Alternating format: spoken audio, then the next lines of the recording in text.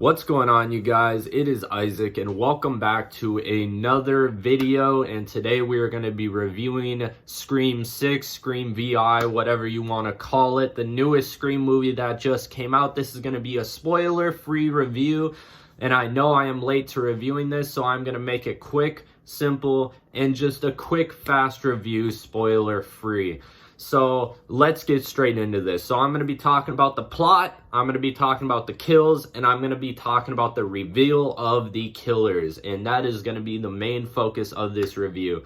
So first off, the plot, without going into spoilers, they move to New York and they are hiding away from the Ghostface killer.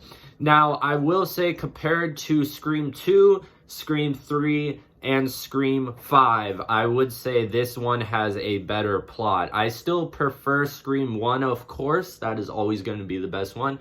And Scream 4 over Scream 5's plot. I would say the plot is a lot better than the last movie. It feels more refreshing. It doesn't drag on. It's pretty good in terms of timing and just how they move things along. It's not too fast, and it is not too slow. I think it develops pretty fucking well, in my opinion. I think they don't drag their feet in this movie. They get straight into the point.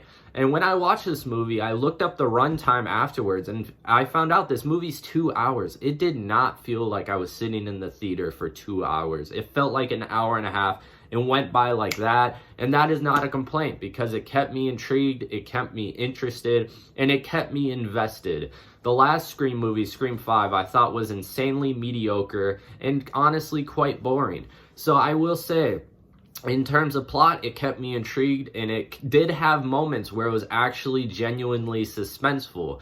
They did have moments where they built genuine tension in the movie that I have not seen in a lot of Scream movies since the original. They have not built tension like that. So I give them a big thumbs up for that. So next up, we're going into the kills.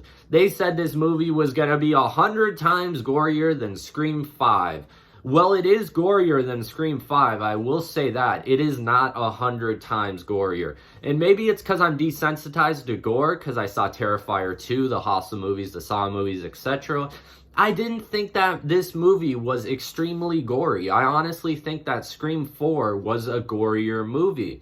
Now, that's not to say the kills were lame. That's not to say they were not creative. They were pretty good. I just prefer more on-screen kills. Now, the most general consensus is that it doesn't need to be a gore fest to be a good movie, and I agree to that. But I personally love gore in horror movies. That's why I like the new Leatherface movie that everyone hated, because the kills in that movie were gory and brutal.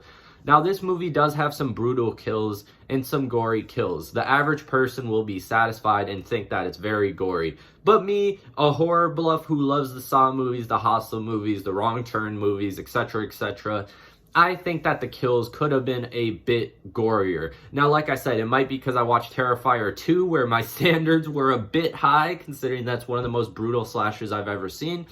But I wish there was more on-screen kills. And when I say that, I'm not saying people get killed off-screen. I just wish they showed us, like, they showed the details. I know that sounds fucked up of me. Don't think, I know it sounds fucked up, but I want to see the details. I want to see the stabbings.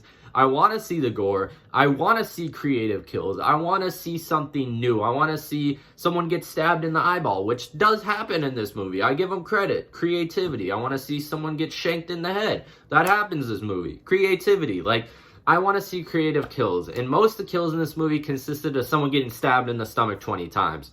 And one downside I will say about this movie, before I get into the killers, the reveal of the killers without spoilers, my thoughts about it, there is a few downsides of this movie. The number one reason being is that a main character will get stabbed 20 fucking times in the abdomen and chest, and at the end of the movie, oh, they're alive. They're fucking alive. And this happens to numerous characters where they get stabbed right in the abdomen and they live.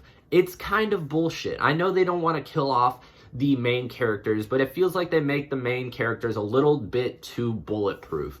Like, one character will get stabbed once, they're dead. Another character will get stabbed 20 times and they'll look dead, they'll be bleeding from the mouth, and they don't end up dying. It's a little fucking stupid.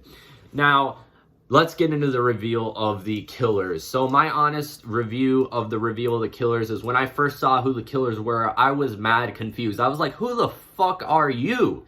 And they ended up explaining the reason and the motive behind the killer. And I will say, it felt a little bit rushed. That's not to say it was terrible. It's definitely better than the reveal from, let's say, Scream 2, or better than the reveal to me than Scream 5.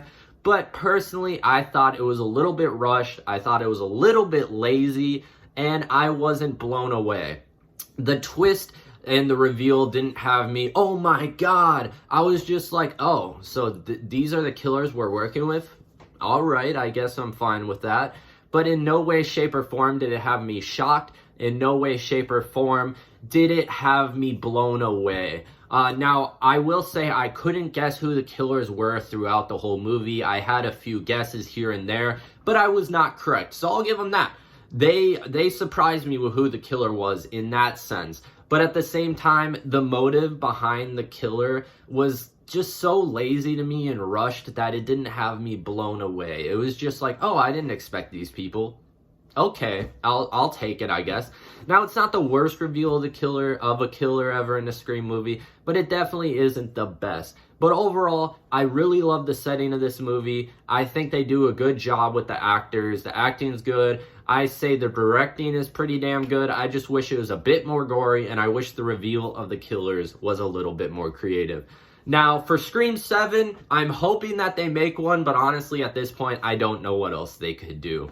So I'm going to give this movie a 6.9 out of 10. I would say it is better than Scream 3, Scream 2, and Scream 5. I still prefer Scream 4 and Scream 1 over it, but it is definitely up there. So thank you guys so much for watching. Hopefully you guys enjoyed this review. If you did, drop a thumbs up. I'm sorry for being late as shit to this review. Make sure you guys drop a comment, like, subscribe. More content coming soon. Peace.